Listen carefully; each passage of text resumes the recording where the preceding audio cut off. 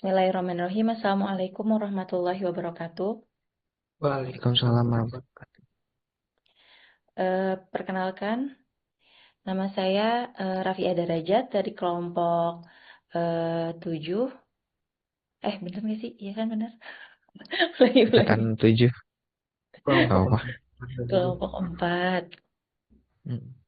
Wait.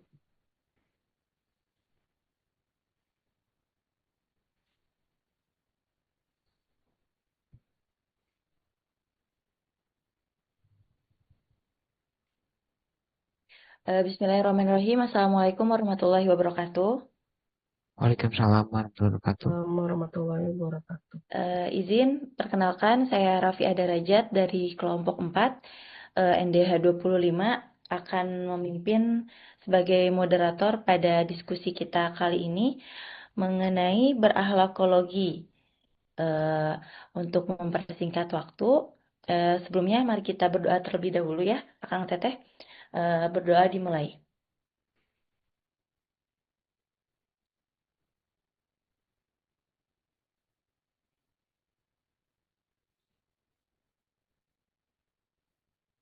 Berdoa selesai.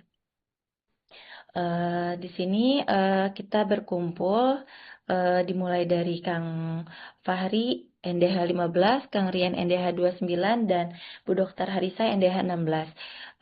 Mangga yang pertama untuk memaparkan dari Bu Dokter Harisa NDH 16, disilahkan. Baik, terima kasih kesempatannya Teh Opi. Jadi di sini saya akan menyampaikan praktik nilai berakhlak di RSUD Talaga yang sudah saya alami dan jalankan. Nah, jadi yang pertama untuk berorientasi pelayanan sendiri, nilai berorientasi pelayanan di RSUD Talaga diwujudkan dengan yang paling sederhana itu adalah mengucapkan salam dan sapa saat melayani pasien atau keluarga pasien saat mereka menginjakkan kaki pertama kali masuk ke lingkungan RSUD Talaga, baik di UGD maupun di Polirawat Jalan. Nah, untuk praktik lainnya yaitu menyediakan informasi yang akurat baik melalui media sosial, media seperti leaflet, flyer, poster, dan sampai dengan ke customer service-nya. Kemudian untuk keluhan-keluhan yang masuk ke RSUD Talaga sendiri ini yang disampaikan melalui media sosial maupun langsung lewat customer service itu diberikan umpan balik dan ditindaklanjuti oleh kami dan dijadikan sebagai salah satu bahan evaluasi dan tindak lanjut untuk memperbaiki tata kelola layanan di RSUD Talaga. Nah, kemudian untuk akuntabel sendiri ini diwujudkan dengan setiap tenaga kesehatan maupun pegawai lainnya dengan melaksanakan pekerjaan sesuai dengan prosedur dan ketentuan yang berlaku. Jadi di kami ini ada standar operasional prosedur, kemudian ada panduan praktek klinis, itu digunakan untuk melayani pasien sesuai dengan eh, koridor gitu, sesuai dengan prosedur yang berlaku. Nah, kemudian selain itu kami juga eh, tercermin dari mengutamakan kepentingan masyarakat di atas kepentingan pribadi. Misalnya, kami tetap melaksanakan tugas walaupun di hari libur ataupun hari raya. Kemudian kami juga senantiasa mencari alternatif cara penggunaan sarana dan prasarana, bahan dan alat kerja yang terbatas. Misalnya seperti kalau misalnya pasien membutuhkan pemeriksaan lebih lanjut dan di kami belum tersedia, itu biasanya kami carikan alternatif dengan cara merujuk pasiennya ke rumah sakit yang memang memiliki penunjang yang tersedia selama 24 jam.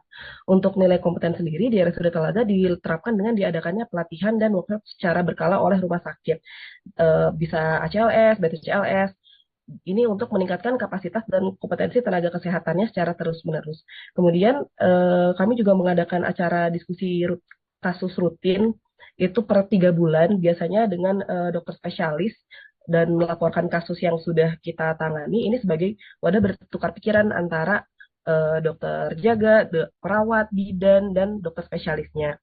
Nah, untuk nilai harmonis yang kami terapkan, salah satunya ya adalah berlaku adil kepada setiap pasien tanpa memandang latar belakang. Jadi pasien yang datang ke IGD ini dilayani ya sesuai dengan derajat kegawat daruраtannya. Jadi tidak memandang apakah jabatannya apa, gitu, pendidikannya apa dan sebagainya. Nah, kalau dari segi internalnya sendiri, yang namanya suatu pelayanan kesehatan itu tidak akan terjadi tanpa adanya kerjasama lintas bidang dan lintas unit. Jadi antara dokternya, bidannya, perawatnya, sampai ke satpamnya itu harus saling bekerja sama. Jadi kami senantiasa menjaga hubungan baik dengan rekan kerja, atasan dan bawahan dan selalu berinteraksi dengan sopan dan menjunjung tinggi etika. Untuk nilai loyal sendiri ini diterapkan dengan selalu melaksanakan keputusan pimpinan yang sesuai dengan norma dan keputusan yang berlaku. Nah, kemudian untuk informasi yang rahasia, misalnya seperti rekam medis ini hanya dibagikan kepada pihak yang berwenang gitu. Nah, kemudian untuk nilai yang keenam yaitu nilai adaptif di RSUD Talaga ini diwujudkan dengan menjalankan sistem kerja berbasis teknologi informasi. Ini salah satunya dengan menerapkan sistem rekam medis elektronik atau IMR. Nah, ini juga menunjukkan bahwa kami beradaptasi dengan perkembangan teknologi. Nah, untuk nilai yang terakhir yaitu kolaboratif diterapkan dengan bersinergi dengan pihak-pihak tertentu untuk menyelesaikan suatu pekerjaan atau tujuan. Misalnya kalau pada RSUD Talaga sendiri ini sering beberapa kali melaksanakan bakti sosial yaitu operasi katarak yang judulnya Pelita Kita. Nah, ini kita bekerja sama dengan Persatuan Dokter Mata Indonesia dan Dinas Kesehatan Kabupaten Majalengka untuk keberhasilan acara ini. Jadi eh, untuk sama seperti kegiatan-kegiatan lainnya seperti akreditasi, jadi dibangun komunikasi efektif eh, untuk berkoordinasi dengan tim kerja agar tercapai tujuan bersama. Seperti itu mungkin sekian pemaparan dari saya. Terima kasih. Baik, terima kasih Bu Dokter. Selanjutnya pemaparan yang akan disampaikan oleh Kang Fahri. Mangga Kang Fahri, disilahkan. Baik, terima kasih atas kesempatannya TOP. Eh, Izinkan saya untuk langsung membahas ke materi untuk nilai berakhlak penerapannya di Satpol PP itu untuk berorientasi pelayanan. Itu kita selalu cepat tanggap itu dalam setiap keluhan masyarakat. Itu selalu kita respon dengan cepat. Salah satunya itu terlihat dari adanya laporan yang biasa kita report ke grup, itu tercatat semuanya dari mulai kapan laporan itu masuk, kapan laporan itu ditindaklanjuti, dan kapan laporan itu diselesaikan. Itu semua ada runtutan waktunya di grup. Nah, untuk nilai akuntabel itu kita selalu ditekankan terkait kejujuran sama bertanggung jawab dalam setiap pelaksanaan tugas. Gitu. Nah, sama penekanan tentang terkait kedisiplinan utamanya itu sih. Dan mungkin di beberapa OPD ada yang pelaksana paspornya tidak dilakukan, tapi di kita itu selalu dilakuin sih untuk setiap anggota gitu. Terus untuk nilai kompeten itu eh, kita selalu menjunjung tinggi profesionalisme ya dalam setiap pelaksanaan tugas gitu. Nah, ketika banyak anggota yang baru nih, itu senior selalu mampu untuk membimbing kita semua dalam pelaksanaan tugas gitu. Jadi senior pun ngasih kita kesempatan untuk meningkatkan kompetensi diri gitu. Lalu untuk nilai harmonis itu di Satpol PP Damkar itu semuanya guyup dalam satu kesatuan di bawah lembaga. Jadi semuanya itu berjalan dalam satu komando beriringan, tidak ada yang jalan sendiri-sendiri gitu. Jadi semuanya itu sinkron atas arahan pimpinan dan senior juga kadang-kadang suka backup kalau semisal junior kesusahan gitu. Terus untuk nilai loyal ini karena kita menjunjung tinggi kedisiplinan, jadi setiap tindak tanduk kita di anggota itu harus berdasarkan aturan. Jadi selalu menjaga apa, menjunjung tinggi nama baik pimpinan, instansi dan sesama rekan. Itu untuk nilai adaptif itu kita selalu merespon nih apa aja keluhan yang dari masyarakat. Salah satunya ini yang baru keluar surat edaran Bupati terkait peran Satlinmas. Itu kita sedang rancang program untuk mengaktifasi gimana peran Satlinmas lebih nyata lagi di lingkungan. Yang tadinya belum ada Satlinmas itu nanti kita akan usahakan supaya kehadirannya dirasakan itu di masyarakat. Lalu untuk kolaboratif tentu kita selalu berkoordinasi dengan pihak-pihak atau instansi lain juga. Kadang kita kolaborasi dengan BPBD terkait pelatihan bagi Satlinmas, entah itu terkait manajemen bencana atau terkait kemampuan yang lainnya. Itu sih. Jadi pada akhirnya itu sih yang membuat Fahri benar-benar hidup karena kita bisa membantu orang lain. Itu sih. Terima kasih. Terima kasih Kang Fahri atas pemaparannya. Selanjutnya, Mangga Kang Rian, disilahkan. Baik, mohon izin Kang Teteh. Eh, saya di BKPSDM atau Badan Kepegawaian dan Pengembangan Sumber Daya Manusia untuk implementasi atau praktik berakhlaknya sendiri di bagian berorientasi pelayanan, mungkin pegawai di kami itu selalu berusaha memberikan pelayanan yang terbaik untuk ASN dan juga untuk masyarakat. Mungkin bisa berupa proses administrasi seperti kenaikan pangkat, mutasi, sampai pengadaan PNS ataupun P3K. Itu sekarang udah mulai banyak yang berbasis digital, hampir semuanya digital gitu, melalui sistem yang namanya itu Smart Majalengka. Jadi bisa lebih cepat dan lebih transparan. Dan untuk akuntabel, mungkin setiap pekerjaan ya pastinya punya tanggung jawab yang jelas dan itu dilaporkan melalui sistem smart juga. Ada yang namanya sinergi, itu biar kinerjanya itu bisa diukur dan dipertanggungjawabkan. Ya, ngisi SKP-nya tuh di situ.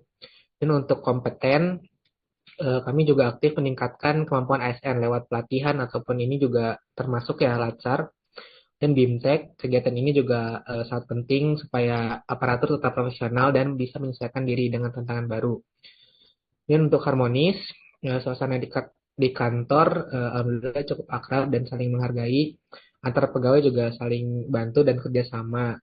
Lintas bidang juga berjalan baik, jadi lingkungan terasa nyaman. Untuk bagian loyal, pegawai di kami menunjukkan loyalitas dengan melaksanakan tugas sesuai aturan dan mendukung visi misi pemerintah Kabupaten Majalengka yang langsung saya. Semua berusaha memberikan hasil kerja terbaik untuk instansi.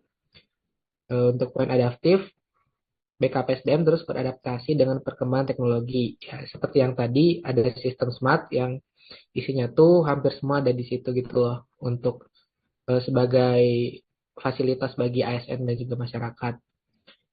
Dan untuk terakhir di bagian kolaboratif, BKPSDM juga sering kerjasama dengan instansi lain dan juga lembaga pendidikan. Tujuannya supaya pelayanan kepegawaian bisa lebih efektif, inovatif, dan saling mendukung. Mungkin sekian dari saya pemaparannya. Ya, Opi. Baik, terima kasih, Kang Rian. Berikut pemaparan dari saya mengenai berakhlakologi atau nilai berakhlak yang ada di lingkungan Inspektorat Kabupaten Majalengka. Itu yang pertama ada berorientasi pelayanan, menjamin anggaran yang dialokasikan untuk pelayanan publik digunakan secara efektif dan efisien. Kemudian yang akuntabel, melakukan audit PHO secara objektif serta menjunjung tinggi integritas. Kemudian yang kompeten itu PPUPD, karena saya selaku PPUPD maupun auditor mengikuti setiap diklat yang diselenggarakan oleh BPK. Kemudian harmonisnya itu adalah adanya rapat koordinasi nasional, pembinaan dan pengawasan penyelenggaraan pemerintah daerah tahun 2025. Kemudian loyalnya itu menjaga dan menaati kode etik auditor dan PPUPD dan menjaga kerahasiaan dokumen pemeriksaan sebelum laporan hasil pemeriksaan keluar.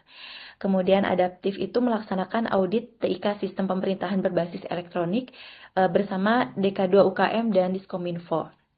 Kemudian kolaboratif, waktu itu sempat ada roadshow KPK tahun 2025 mengenai jelajah negeri bangun anti korupsi di Kabupaten Majalengka dan sinergi dalam penyelesaian kasus penanganan kasus korupsi dan penyimpangan anggaran bersama aparat penegak hukum. Sekian pemaparan nilai berakhlak di unit kerja saya. Dari beberapa pemaparan yang telah disampaikan oleh Akang Teteh, ada beberapa poin yaitu dari Rumah Sakit Talaga. Yang pertama, mengedepankan 5S ya, Teh. Sopan, sapa, santun, sayang. Kalau kata Bu siapa tadi tuh tadi pagi tuh ya, Bu Lilis ya. Kemudian ada dari Satpol PP itu ada respon cepat panggilan darurat itu highlightnya ya. Kalau misalkan kita ada kendala atau apapun itu, mangga bisa calling langsung Satpol PP dan Damkar. Kemudian di bidangnya Kang Rian itu eh, penerimaan CPNS dan yang sudah tidak menjadi PNS ya Kang ya. Itu semua ada di bidang Kang Rian dan itu pasti sangat kolaborasi dan segala halnya itu fokusnya ada di Kang Rian mengenai CPNS atau PNS yang ada di Kabupaten Majalengka. Baik, kita akhiri saja diskusi kita kali ini karena waktu sudah habis. Dari saya sebagai moderator, mohon maaf apabila ada kekurangan. Kita tutup dengan bacaan hamdalah. Alhamdulillahirabbil alamin. Wassalamualaikum warahmatullahi wabarakatuh. Waalaikumsalam. Waalaikumsalam warahmatullahi Waalaikumsalam warahmatullahi wabarakatuh. wabarakatuh.